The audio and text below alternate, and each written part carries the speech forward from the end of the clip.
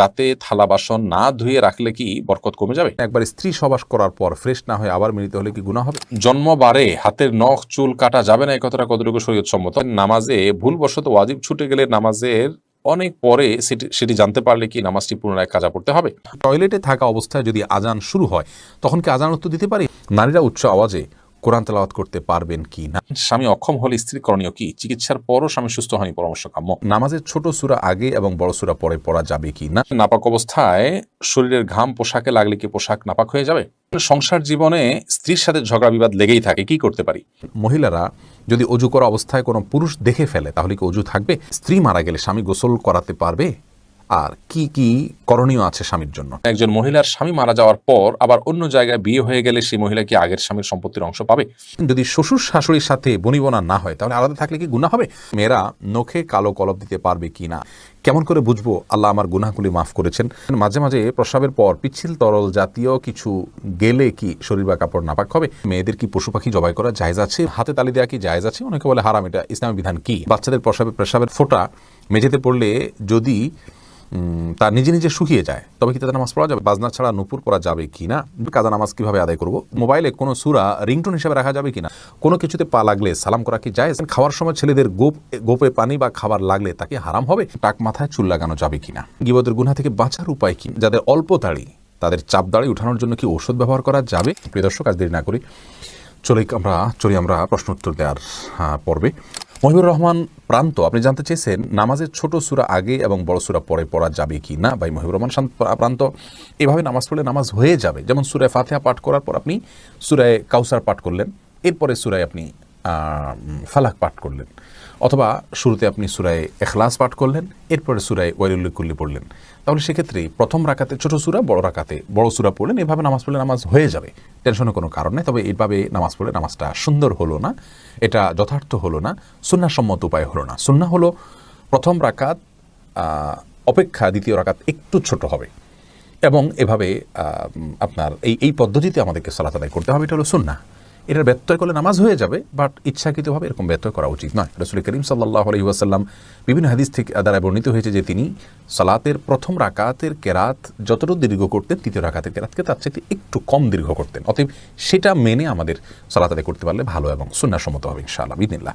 আমরা নিশ্চয়ই চাইব আমাদের সালাতটা সুন্দর হোক। আল্লাহ তাআলা কোরআনে বলেছেন সালাতকে কায়েম করতে, অর্থাৎ যথাযথভাবে সুন্দরভাবে করতে। যার সালাত যত সুন্দর তার ঈমান, তার তাকওয়া তত সুন্দর। অতএব সুন্নাহসম্মতভাবে করার চেষ্টা করব ইনশাআল্লাহ, ব্যতিক্রম হলে নামাজ হয়ে যাবে।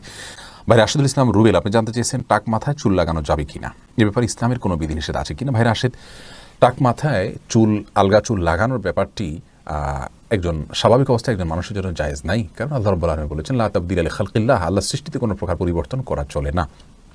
এখন কারোর চুল পড়ে গেছে, তিনি আলগা চুল লাগিয়েছেন, এটা এক ধরনের প্রতারণার মতো।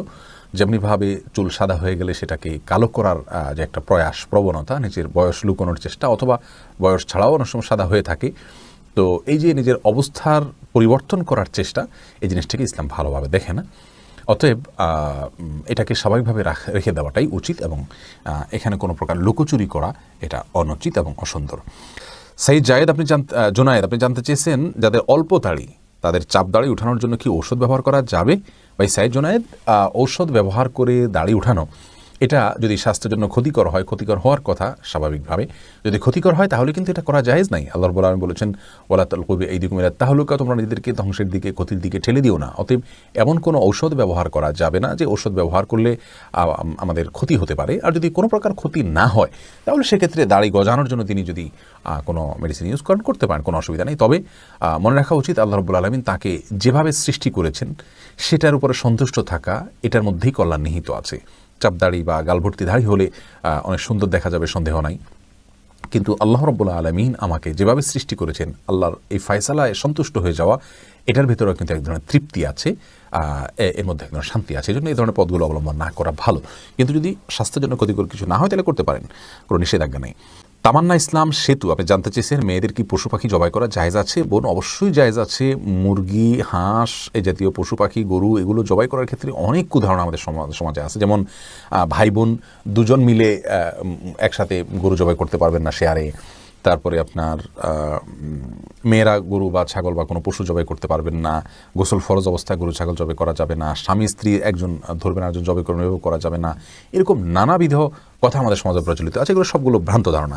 ছেলেরা যেমন জবাই করতে পারবেন, মেয়েরাও কিন্তু সেভাবে আপনার জবাই করতে পারবেন, কোনো অসুবিধা নেই। জবের যে শর্ত আছে বিসমিল্লাহ আল্লাহু আকবার বলে জবাই করে ফেলবেন। এরপরে ফাহিম, আপনি জানতে চেয়েছেন স্ত্রী মারা গেলে স্বামী গোসল করাতে পারবে আর কি কি করণীয় আছে স্বামীর জন্য। দেখুন, স্ত্রী মারা গেলে স্বামী গোসল দিতে পারবেন কি না এই বিষয়টি ওলামা একরাম এবং ইমামগণের মধ্যে মত পার্থক্য আছে। ইমাম আবু হানিফা রাহিমাহুল্লাহর মত হলো যে স্ত্রী মারা গেলে স্বামী তাকে গোসল দিতে পারবেন না। তার কারণ হলো তিনি মনে করেন মৃত্যুর সঙ্গে সঙ্গে বৈবাহিক সম্পর্কটা আর থাকে না, ছিন্ন হয়ে যায়, যার কারণে তারা মাহরামের মতো হয়ে যান। এখানে অন্য কোনো মেয়েরা গোসল দিবেন। যদিও অন্য ইমামদের অনেকেরই মত হলো যে না, বৈবাহিক সম্পর্ক মৃত্যুর মাধ্যমে ভেঙে যায় না, বরং বৈবাহিক সম্পর্ক তালাক না দিলে সেটি কিয়ামত পর্যন্ত বরং চিরকালের জন্য অনন্তসীম কালের জন্য এই সম্পর্কটা হয়ে যায়। যার কারণে তাদের দৃষ্টিকোণ হলো যে স্বামী তার স্ত্রীকে গোসল দিতে পারবেন, স্ত্রী তার স্বামীকে গোসল দিতে পারবেন। তো এক্ষেত্রে যদি ভিন্ন কোনো ভালো মহিলা থাকেন যিনি গোসল দিতে পারেন সেটা ভালো, এবং এক্ষেত্রে কোনো অসুবিধা নেই। এরপরে ভাই এমডি আবদুল্লাহ জানতে চেয়েছেন নারীরা উচ্চ আওয়াজে কোরআন তেলাওয়াত করতে পারবেন কি না। ভাই আবদুল্লাহ, নারীরা উচ্চ আওয়াজে কোরআন তেলাওয়াত করতে পারবেন, তবে সেটি পরপুরুষের কান পর্যন্ত যেন না পৌঁছে সে ব্যাপারে চেষ্টা করতে হবে। নিজের বাসায় করতে পারেন, নিজের ঠিকানায় করতে পারেন। নিজের ঠিকানায় যদি বাসায় যদি দেবর থাকেন, অন্য কেউ থাকেন, তাহলে তাদের কান পর্যন্ত যেন আওয়াজটি না যায় সে ব্যাপারে তাকে সচেতন থাকতে হবে। কারণ কোরআন তেলাওয়াতের ক্ষেত্রে কণ্ঠের মধ্যে কোমলতা সৃষ্টি করতে হয়, সৌন্দর্য সৃষ্টি করে তেলাওয়াত করা হলো তেলাওয়াতের আদব। আর সে আদব রক্ষা করতে গিয়ে যদি তিনি কোমল কণ্ঠে সুন্দর কণ্ঠে পড়তে যাবেন, সেটি পরপুরুষের মনের মধ্যে বাজে চিন্তা আসার কারণ হতে পারে। সেই জায়গা থেকে তিনি জোরে পড়বেন, যদি একাকী থাকেন বা কেউ না শুনে, আর যদি কেউ শোনার মতো থাকে তাহলে তার কান পর্যন্ত যেন না যায় সেভাবে তিনি তেলাওয়াত করবেন ইনশাআল্লাহ তাআলা। এরপরে এমডি মনিরুল ইসলাম জানতেছেন গীবতের গুনাহ থেকে বাঁচার উপায় কি। ভাই মনিরুল ইসলাম, গীবতের গুনাহ অত্যন্ত জঘন্য গুনাহ, বান্দার হক খুবই জঘন্য গুনাহ। আর এটা আমাদের কাছে ঘি ভাতের মতো হয়ে গেছে। সকাল বিকাল দুপুর দিন রাত, বাসায় অফিসে রাস্তায় ঘাটে পরিচিত অপরিচিত সবার সঙ্গে আমরা অহরহ গীবত করে বেড়াচ্ছি। এটা মহামারী হয়ে গেছে। চোখের গুনাহ আর মুখ দ্বারা গীবতের গুনাহ, এগুলো আমরা সবচেয়ে পরিমাণে বেশি করি। আল্লাহ তাআলা আমাদেরকে হেফাজত করুন। এই গুনাহ থেকে বাঁচার উপায় হলো যে ব্যক্তির সঙ্গে গেলে গীবত হয় তার সঙ্গ থেকে যথাসম্ভব দূরে থাকার চেষ্টা করা, হয়ে গেলে আল্লাহর কাছে লজ্জিত হয়ে মাপ চাওয়া। যে ব্যক্তির গীবত করে ফেলেছেন তার জন্য দোয়া করবেন আল্লাহুম্মা গফির লাহু ওয়ারহামহু, নিজের ভাষায় দোয়া করবেন আল্লাহ তার জন্য আপনি তাকে ক্ষমা করে দিন, তাকে আপনি মাফ করে দিন। অর্থাৎ যার গীবত করে ফেলেছি, আল্লাহ তার প্রতি আমি অবিচার করে ফেলেছি, সেই জায়গা থেকে তার জন্য আপনি ক্ষমা চাইবেন ইনশাআল্লাহ বিনিল্লাহ, সেটাই আপনার জন্য যথেষ্ট হবে। এরপরে আফরিন সুলতান জান্নাত আপনি জানতে চেয়েছেন বাজনা ছাড়া নূপুর পরা যাবে কি না। জীবন আপনি নূপুর পড়তে পারেন যদি সেটাতে বাজনা না থাকে এবং বাহিরে আপনি যখন পড়ে যাবেন সেটা আপনার পায়ে থাকতে পারে, কোনো অসুবিধা নেই। সাহাবায়ে কেরামের মধ্যে থেকে অনেকে নূপুর পড়েছেন, অনেক মহিলা সাহাবীরা নূপুর পড়েছেন, এরকমটি হাদিস দ্বারা স্পষ্টভাবে আমরা জানতে পারি। মাহফুজ মুন্না আপনি জানতে চেয়েছেন খাওয়ার সময় ছেলেদের গোপে পানি বা খাবার লাগলে তাকে হারাম হবে না। এমন কোনো কথা নেই, গোপে পানি বা খাবার লাগলে হারাম হয়ে যাবে, এটা জায়েজ নেই।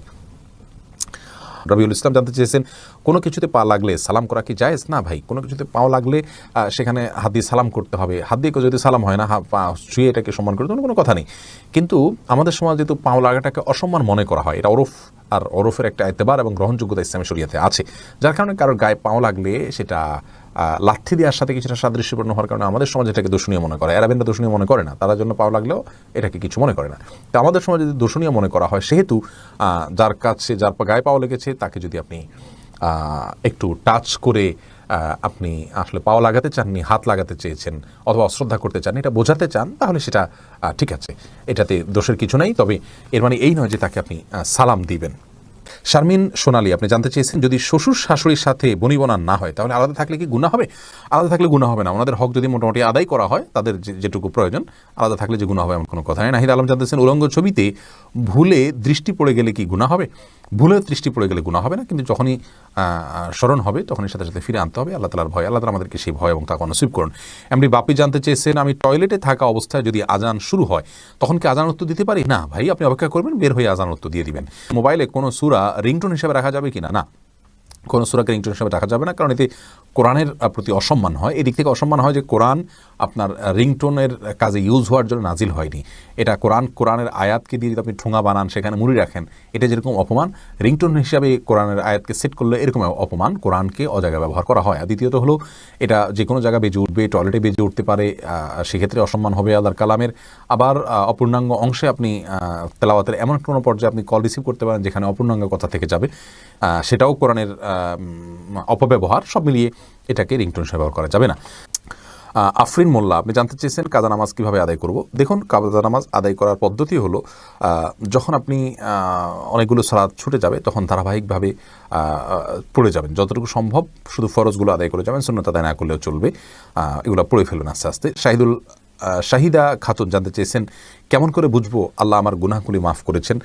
এটাকে নিশ্চিতভাবে বোঝার কোনো উপায় নেই বোন শাহিদা, তবে আল্লাহ রাব্বুল আলামিন আপনার গুনাহ মাফ করেছেন তার আলামত হিসাবে আপনি গুনাহ থেকে বেঁচে থাকার সুযোগ পাচ্ছেন, তওবার তৌফিক পাচ্ছেন, এবং ভালো কাজ করার তৌফিক পাচ্ছেন। এগুলোকে আপনি আলামত হিসাবে ধারণা করতে পারেন, কাউন্ট করতে পারেন, তবে নিশ্চিতভাবে বলার কোনো সুযোগ নেই।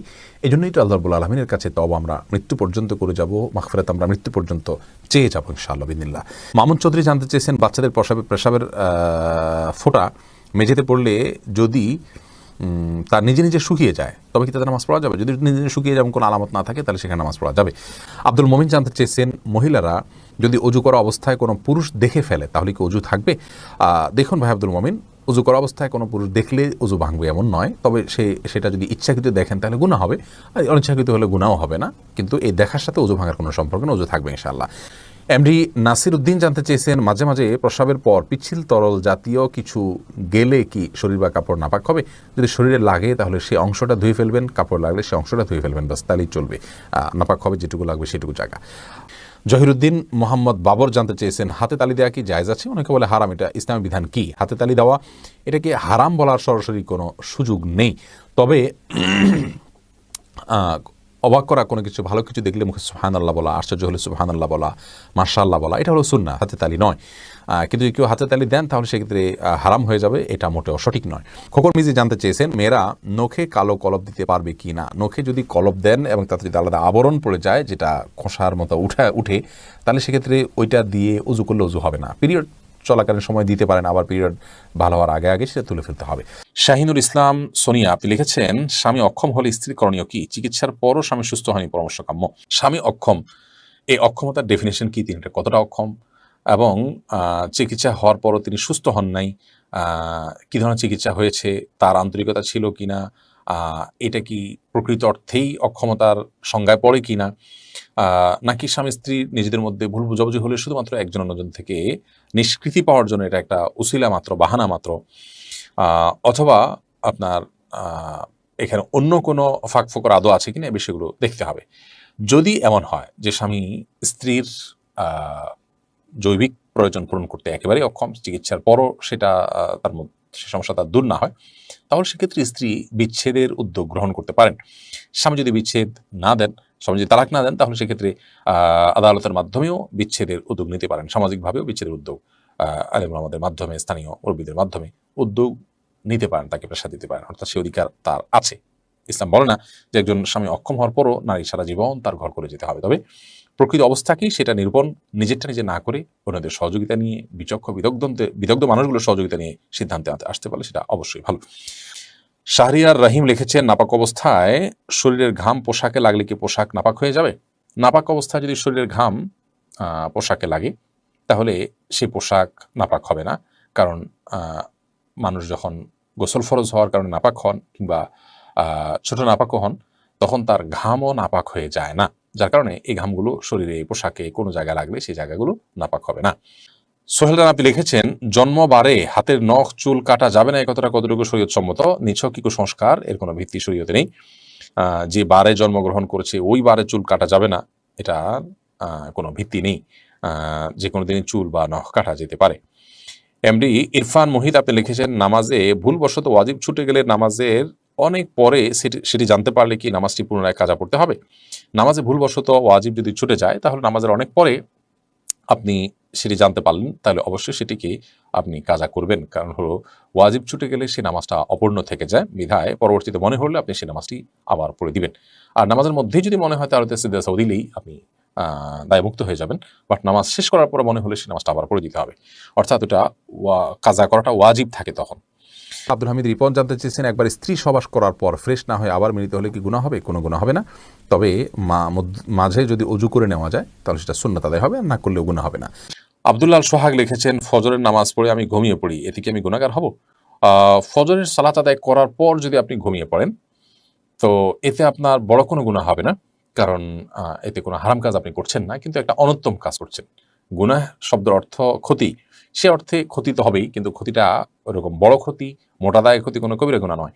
যদি এমন হয় যে আপনি রাতে ডিউটি করেছেন, গভীর রাতে আপনাকে ঘুমাতে হয়েছে কোনো কারণে, বাধ্য হয়ে আপনি সকালে ঘুমিয়েছেন, তাহলে সেক্ষেত্রে ইনশাআল্লাহ কোনো প্রকার গুনাহই হবে না, কারণ এটা শরীয়ত নিষিদ্ধ কোনো কাজ আপনি করেছেন ব্যাপারে সেরকম না। অনেক ফুকাহা কেরাম এটাকে নিষেধ করেছেন, এটা স্বাস্থ্যের জন্য ক্ষতিকর। নবী সাল্লাল্লাহু আলাইহি ওয়াসাল্লাম এই টাইমে তাসবিহ তিলাওয়াত করতে পছন্দ করতেন। আল্লাহ কোরআনে কারিমে বিভিন্ন জায়গায় বলেছেন, ওয়াসাব্বিহু বুকরাতাও ওয়া আসীলা, এই জাতীয় কথা আল্লাহ তাআলা বলেছেন। সেখান থেকে বোঝা যায় যে সকাল এবং সন্ধ্যার সময়গুলো ইবাদতের সময়, জিকির আজকারের সময়, তাসবিহ তিলাওয়াতের সময়, এই সময়টা ঘুমের সময় নয়, বিধায় এগুলো থেকে আমাদের বেঁচে থাকা দরকার। এরপরে আতিকা সাফরিন এডি থেকে আপনি লিখেছেন, একজন মহিলার স্বামী মারা যাওয়ার পর আবার অন্য জায়গায় বিয়ে হয়ে গেলে সেই মহিলা কি আগের স্বামীর সম্পত্তির অংশ পাবে? কোনো নারী যদি কোনো জায়গায় বিয়ে হয়, এরপরে যদি স্বামী মারা যান তখন যদি তার স্ত্রী থাকেন, তাহলে সেক্ষেত্রে তিনি অবশ্যই সম্পত্তির ভাগ পাবেন। কিন্তু স্বামী মারা যাওয়ার আহ, আহ, আগেই যদি তিনি বিবাহ বিচ্ছেদ হয়ে অন্যত্র বিয়ে করেন, তাহলে সেক্ষেত্রে আর আগের স্বামীর সম্পত্তি থেকে কোনো ভাগ তিনি পাবেন না। তাহলে দেখতে হবে যে স্বামী মারা যাওয়ার সময় তিনি ওই স্বামীর স্ত্রী ছিলেন কিনা। যদি স্ত্রী থেকে থাকেন ওই অবস্থায়, তাহলে স্বামী মারা গেলে অবশ্যই সে স্বামীর সম্পত্তিতে স্ত্রীর ভাগ থাকবে, তবে সেটি ভ্যারি করবে। যদি সন্তান থাকে তাহলে ভাগটা একরকম হবে, আর সন্তান না থাকলে ভাগটা আরেক রকম হবে। সন্তান থাকলে কিছুটা কম পাবেন, আর সন্তান না থাকলে সেক্ষেত্রে কিছুটা বেশি পাবেন মৃত ব্যক্তির। জসিম হোসেন জেএসআইডি থেকে আপনি লিখেছেন, রাতে থালা বাসন না ধুয়ে রাখলে কি বরকত কমে যাবে? আর রাতে থালা বাসন না ধুলে বরকত কমে যায় এরকম কোনো কথা কোরআনে কোথাও বলা হয়নি। প্রচুর পরিমাণে কুসংস্কার আমাদের সমাজে আছে, এটি সেরকম একটি বিষয়। আপনি থালা বাসন রাতে ধোবেন নাকি দিনে ধোবেন এটা আপনার ব্যাপার। তবে এক্ষেত্রে শরিয়ার নির্দেশনা হলো যে থালা বাসন, বিশেষ করে খাবার যদি থাকে, সেগুলোকে ঢেকে না রাখাটা এটা সুন্নাহর খেলাফ। আমরা যখন ঘুমিয়ে পড়ি অনেক সময় জিনরা বিচরণ করে এবং নানামুখী অসুবিধা তৈরি হয়। সবচেয়ে বড় কথা হলো যে আজকাল আমরা তেলাপোকা, তারপর টিকটিকি, নানা রকমের প্রাণী বিচরণের কথা আমরা জানি। এগুলো আমাদের অজান্তে বিচরণ করবে, সেগুলো আমাদের স্বাস্থ্যের জন্য ক্ষতির কারণ হতে পারে। এই জন্য সেগুলোকে ঢেকে রাখা অথবা উপর করে রাখা, সেটা হলো গুরুত্বপূর্ণ বিষয়। আমি ধোয়ার বিষয়টা এখন ধোবো, আমার থালা বাসনটা